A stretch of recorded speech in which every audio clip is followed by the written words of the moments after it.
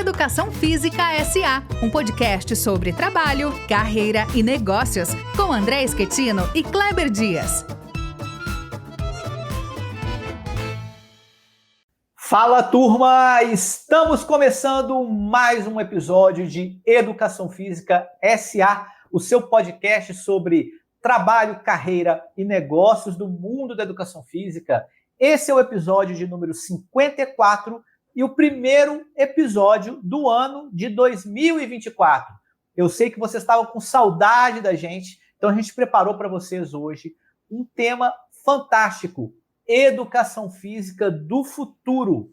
Como que vai ser o futuro da nossa profissão? Como que a gente vai se preparar para isso em um mundo com tantas mudanças e mudanças tão rápidas? Vou dar boa noite. Isso aí dá para editar, Vou chamar agora o meu amigo Kleber Dias para dar as boas-vindas para vocês e a gente começar esse papo importantíssimo. Diga lá, Kleber. Salve, André. Beleza, galera? Rapaziada, o negócio é o seguinte, a gente vai hoje aqui falar sobre como é a educação física do futuro, porque se vocês rolarem aí o feed do nosso podcast, vocês vão perceber que muito do que a gente tem falado são transformações que vêm se processando atualmente no campo da educação física.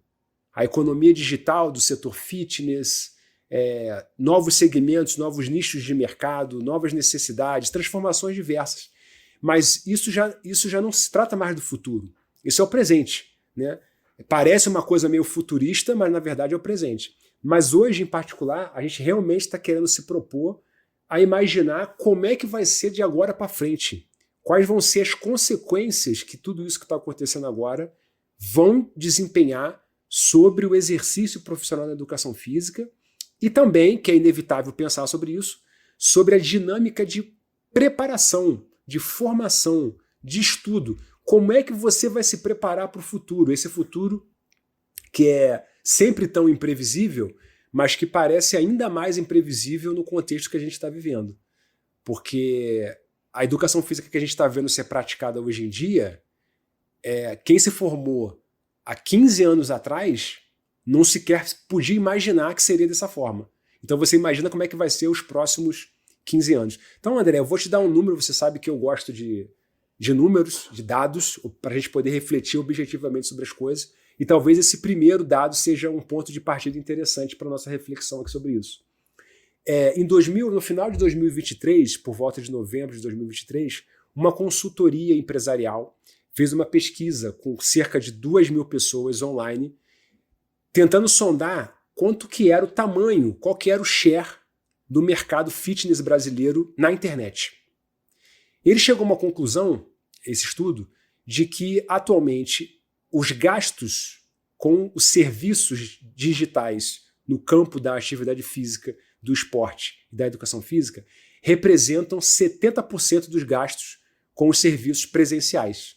Então, ou seja, se tem uma pessoa gastando R$100 nos serviços presenciais, uma matrícula de academia, uma escolinha de natação ou uma mensalidade de um personal trainer, tem alguém gastando R$70 para serviços digitais.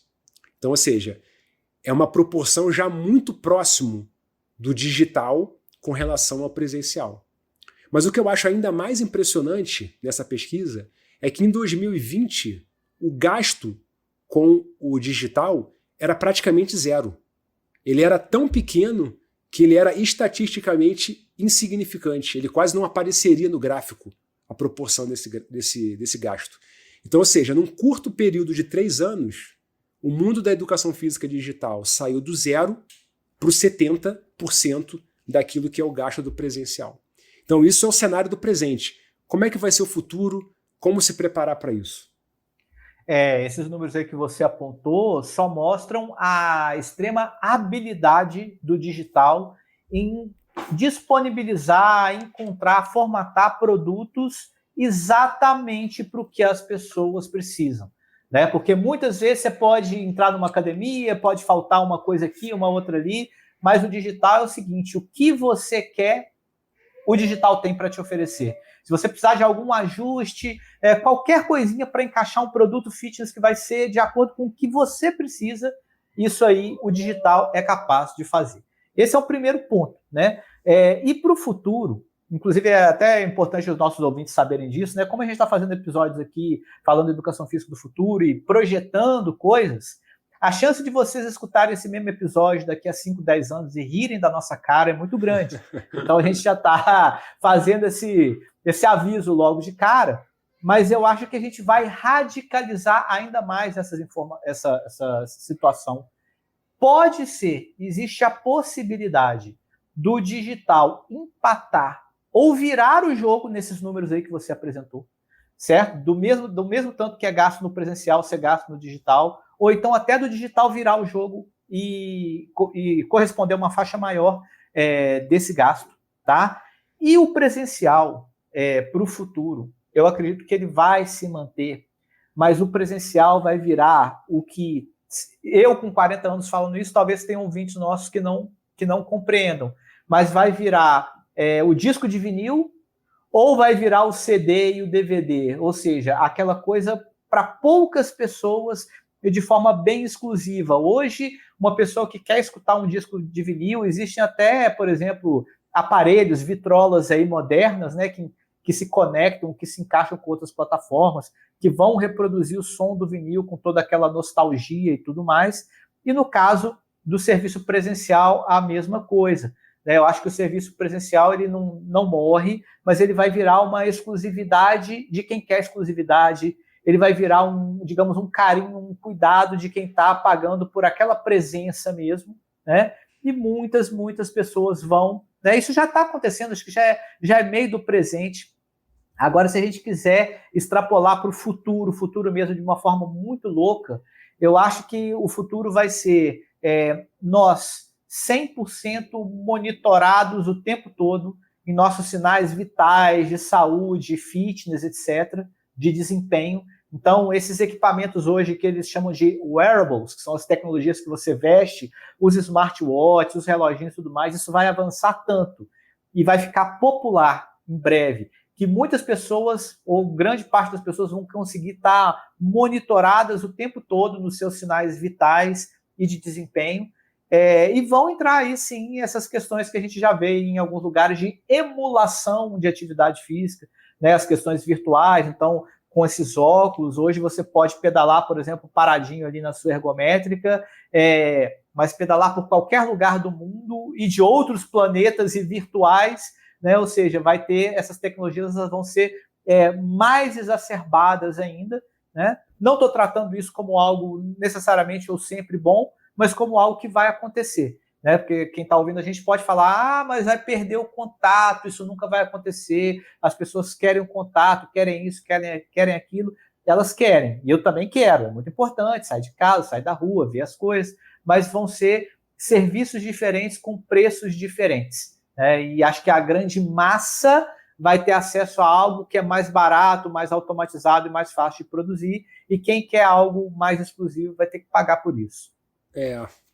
Eu acho, André, que tal como a televisão não acabou com o rádio e depois a internet não acabou com a televisão, eu acho que o digital não vai acabar com o presencial. Então, no fundo, o que eu acho que está acontecendo é que o digital está criando um mercado consumidor novo que antes não existia. Sim. Então, pessoas que antes não compravam serviços desse tipo, dado o barateamento que a digitalização dos serviços permite, elas então passam a comprar, porque a objeção do preço ela praticamente desaparece, né? Existe um economista americano que tem uma expressão muito interessante para falar desse processo, que é da sociedade do custo marginal zero, porque os serviços vão ficando tão baratos que eles vão sendo oferecidos praticamente de graças, e alguns são oferecidos de fato de graça. Né? As pessoas que estão aqui ouvindo esse nosso podcast estão consumindo isso de graça. Né? Elas fazem pesquisa no Google de graça, elas veem vídeos no YouTube de graça, elas usam o Instagram de graça e elas escutam música ou podcasts no Spotify também de graça. Então, quer dizer, a tecnologia barateou tanto esse tipo de serviço que é possível oferecer esse tipo de coisa de graça. Né?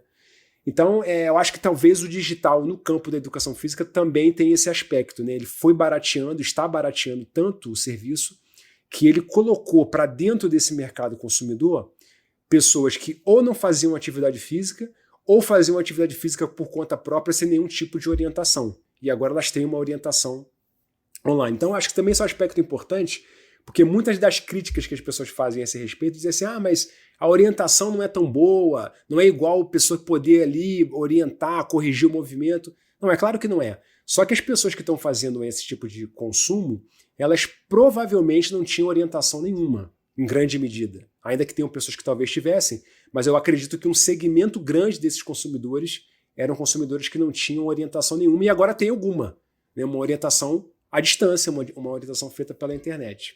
Isso no que diz respeito ao ponto de vista do funcionamento, né, do mercado de trabalho, da dinâmica de oferta de serviços nessa área. Aí o segundo aspecto que eu ia colocar sobre isso, que tem a ver com o que você falou, é a questão do pertencimento, né? Eu acho que no futuro, isso já é um pouco assim, ou já é bastante assim, mas eu acho que isso vai se intensificar nos próximos anos, e muito por causa da digitalização, que é a necessidade do profissional de educação física ser capaz de gerar engajamento e construir sentimentos de pertencimento. Que é, por exemplo, o que os coaches dos boxes de CrossFit bem-sucedidos são capazes de fazer. Eles não simplesmente prescrevem exercício. Eles prescrevem exercício, mas eles criam naquele grupo ali, naquele boxe de CrossFit, uma comunidade de pertencimento. Então as pessoas se sentem pertencentes àquele lugar. Algumas academias de musculação também conseguem fazer isso, mas é mais difícil, até pela natureza individual da atividade que acontece na musculação, que é diferente do CrossFit, né, que é uma atividade coletiva. As aulas são feitas coletivamente. Então eu acho que essa habilidade do professor engajar, motivar, criar comunidades e sentimentos de pertencimento, ela, digamos assim, é uma habilidade do presente, ela era também uma habilidade do passado, mas eu acho que vai ser ainda mais uma habilidade do futuro. Cara, eu vou trazer 2 pontos para essa nossa discussão aqui que eu acho que vão ajudar a gente a entender um pouco isso. Primeiro, você comentou, né? Quem está nos ouvindo aqui está ouvindo de graça e tudo mais. Só que, assim, alguém paga. Essa é a primeira coisa. Por quê? Porque no capitalismo nada é de graça. Então, primeiro que alguém está pagando, né? E essa lógica do pagar que às vezes o pessoal não compreende muito. Então, mais uma vez, pegando o exemplo das antigas. Quem jogava videogame nas antigas aí, desde o Atari até os jogos de CD para PlayStation, não sei o quê, né? Você comprava os jogos, não é mesmo? Então, hoje você ainda compra os jogos virtualmente, se assina para baixar, etc., ou mesmo um joguinho de celular. Mas o que o pessoal percebeu? E o mercado fitness acompanhou, né? Você não pode pagar, às vezes, R$50 no jogo, mas você pode pagar R$4,90, por exemplo, para tirar os anúncios de um joguinho de celular, para você não ver mais anúncio, ou para comprar determinada coisa em um joguinho de celular. Então, existe uma lógica que muitos usuários da internet têm, e essa lógica ela está ficando reduzida por conta disso, que é, primeiro, a lógica do mas tem de graça, para que eu vou pagar? Cara, você não pagava para alugar uma fita na locadora ou para alugar um jogo de videogame, você vai continuar pagando para jogar, só que de outra forma. Se você podia pagar zero, se você não podia pagar R$50, hoje você pode pagar R$4,90, né? Então eles pegam o dinheiro dessa turma. E na atividade física, a mesma coisa. Ou seja, o cara não ia receber nada, né? Porque o outro não ia pagar nada, e agora ele vai receber ali R$4,90, R$9,90, o preço que for para esse profissional, por exemplo, para fazer atividade física. Só que aí tem um ponto importante que eu quero trazer para a lógica do profissional e para o futuro da educação física. E essa é uma visão relativamente, eu não sei se pessimista, tá? Que é o seguinte: com esses serviços crescendo tanto e muita gente se engajando aí nesses profissionais de educação física que conseguem criar comunidades em torno deles, você tem uma concentração de muitas pessoas na mão de um número menor de profissionais, porque os serviços eles são automatizados, né? Não dá para ter algo tão personalizado, sendo que é para tanta gente. Então, qual que é a minha chamada de atenção aqui para o profissional de educação física?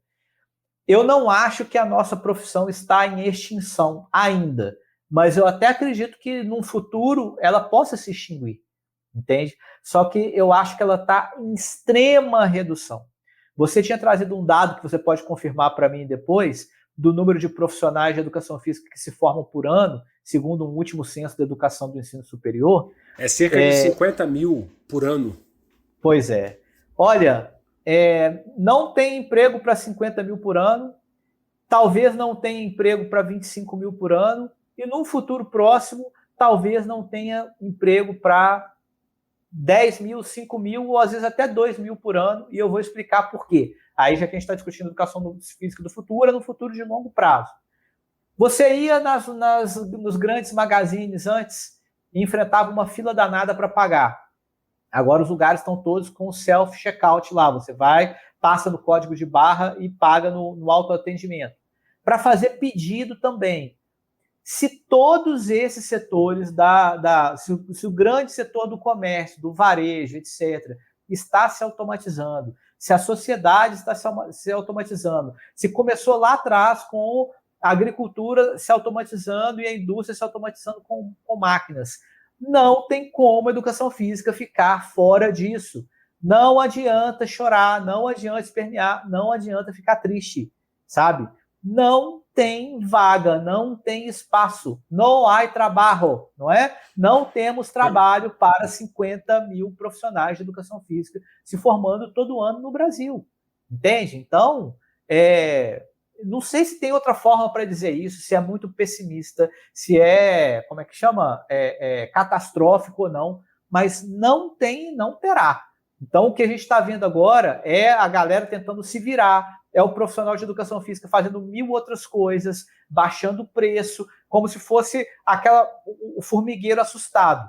Só que isso está fazendo parte de uma reestruturação, de uma reformulação, que ela vai ser rápida, ela vai ser dolorosa para muitos que estão no mercado e não vai ter vaga para todo mundo. Vai ter que se modificar. O futuro da educação física, no futuro da educação física, não cabe esse tanto de profissionais que tem hoje. Não cabe. Eu concordo. E essa expressão que você usou, né, eu acho que ela é muito boa, de uma radical reestruturação produtiva que está se processando no mercado de trabalho da educação física. Existem sinais muito fortes dessa estruturação produtiva, mas eu acho que eles tendem a se tornar mais fortes de agora em diante, com essa coisa da necessidade de menos pessoas. Quer dizer, é um paradoxo, né? Quer dizer, o mercado consumidor está crescendo porque pessoas que não consumiam antes estão consumindo esse tipo de serviço, pagando para ter algum tipo de orientação, mas, ao mesmo tempo, o número de pessoas ocupadas nesse trabalho é menor. Né? Porque, justamente, como você falou, esses novos negócios que estão surgindo são negócios que têm uma escala muito grande. Então, aqui mesmo no nosso podcast, vocês encontram aí nos episódios para trás, a gente entrevistou pessoas aqui que têm 30, 40, 50 mil alunos. Né? Isso era uma coisa, imagina, um profissional que atende 50 mil pessoas. Isso era uma coisa inimaginável há 8 anos atrás. Entende? Então é uma transformação muito rápida. Né? E aí, André, a minha última provocação, minha última observação, eu acho que vai na direção da formação, que também é uma outra preocupação constante que a gente tem aqui, que é a questão de como preparar os profissionais que já atuam e aqueles que estão querendo ingressar nesse mercado de trabalho para lidar com essas transformações. Eu costumo dizer, e embora eu sei que você tenha uma opinião um pouco diferente sobre isso, que os currículos das faculdades de educação física, eles são muito parecidos. Não importa se é a Universidade Federal do Rio Grande do Sul ou se é uma universidade privada lá no Amazonas. Com pequenas diferenças, que talvez digam respeito a 15% ou 20% do currículo, os currículos são muito parecidos. Todo mundo tem aula de fisiologia do exercício, todo mundo tem aula de biomecânica, todo mundo tem aula de alguma coisa ligado a lazer ou recreação ou jogos ou brincadeiras. Os nomes mudam, o espaço concedido para cada uma dessas e outras áreas também varia, mas isso é mais ou menos inevitável. Né? Musculação, treinamento, futsal, vôlei, basquete, natação, enfim. Algumas vão ter, outras não vão ter, mas grosso modo, você tem ali um currículo muito parecido. E o currículo que se pratica na educação física atualmente, no momento que a gente está gravando aqui esse episódio, né, início de 2024, esse currículo predominante na grande maioria das faculdades de educação física, ele seria um currículo excelente para a década de 80, mas ele simplesmente não serve para os anos 2020. As necessidades de conhecimento, a informação que esse profissional tem que ter, elas são tão diferentes desse currículo que está sendo praticado, que eu diria que a formação em educação física ela tem que ser repensada do início ao fim. E eu vou dar só um exemplo, que até não tem muito a ver com isso que a gente está falando aqui, da digitalização, que também é um aspecto, né, que está ausente da maioria dos currículos e que deveria estar presente, mas que diz respeito à dimensão técnica mesmo da formação, né? A gente sabe que, atualmente, cerca de 75% das mortes no Brasil são causadas por aproximadamente 5 doenças. E elas são doenças evitáveis, né? Doenças como cardiopatias, câncer, diabetes. E a prevenção e o tratamento dessas doenças tem num dos seus fundamentos a atividade física. De modo que a educação física está no coração do tratamento e da prevenção da saúde do século XXI. Mas quando você olha para os currículos de educação física, quantas aulas de diabetes os estudantes de educação física têm? E reparem que eu estou falando aqui de aulas, não de disciplinas, porque a pergunta correta deveria ser: quantas disciplinas sobre diabetes os estudantes têm? Porque eles deveriam ter mais de uma. Porque isso é um problema que atinge dezenas de milhares de brasileiros. E a prevenção e o tratamento da diabetes, em grande medida, passa pela prática de atividade física. Só que esse profissional de educação física, por causa da natureza retrógrada dos currículos praticados nas faculdades, ele simplesmente não é preparado o suficiente para lidar com isso. Então, ou seja, digital não tem, quando você olha para o campo específico da técnica do tratamento da saúde, também não é adequado, também não é suficiente, tem que ser tudo começado do zero. Cara, nesse ponto também, não sei se também estou muito pessimista com relação a isso, mas eu acho sempre que os currículos, sejam das universidades públicas ou das faculdades particulares, eles estão sempre atrás, né? Então, eles estão sempre atrás do futuro. Na verdade, eles estão atrás do presente, né? Antes do futuro, então, nem se fala. Então, o que está acontecendo hoje, as necessidades de hoje, tem sempre uma defasagem ali com relação aos currículos, né? E qual que é o resultado disso? As pessoas saem, vão para o mercado de trabalho, elas precisam trabalhar. Então, ou elas não estão preparadas, mas elas vão dar conta de puxar isso, de buscar isso de outra forma. E elas fazem isso em cursos rápidos que vão entregar para eles ferramentas para ele aplicar na hora, ou em estágios, né? Porque você vai para o campo, a pessoa ensina para outra o que ela está fazendo ali no presente com as pessoas que estão ali, e a pessoa vai aprender a fazer e vai fazer também, né? Então, assim, corre-se o risco, se toda essa reestruturação que está passando pela educação física, ela não passar também pelos espaços de formação, corre o risco desses espaços de formação ficarem irrelevantes, ou mais do que eles estão, mas irrelevantes ao ponto de às vezes, nem ter matrícula, porque ainda tem matrícula, porque tem questões, digamos, contratuais, obrigatórias, que você precisa, burocráticas. Você precisa, para atuar, ter um diploma, porque você precisa do diploma para ser registrado no conselho, e você precisa ser registrado no conselho para poder trabalhar. Se dentro da faculdade está ensinando ou diabetes, ou amarelinha, ou voleibol, ou embaixadinha, pouco importa, porque o cara está ali porque ele precisa do aspecto legal. Sim. Entende? Tanto melhor seria se tivesse tudo o que ele precisa lá dentro. Mas mesmo se não tivesse nada do que ele precisa, ele continuaria tendo que estar naquele espaço para pegar o papel que ele precisa para poder atuar. Entende? Então, o que está acontecendo é que isso está alimentando o mercado de cursos livres fora desses espaços de formação, né? Então, esse é um problema atual que, se para o futuro esses espaços de formação, as universidades, não se reinventarem, eles só vão se manter por uma obrigatoriedade burocrática, mas não por uma relevância educacional.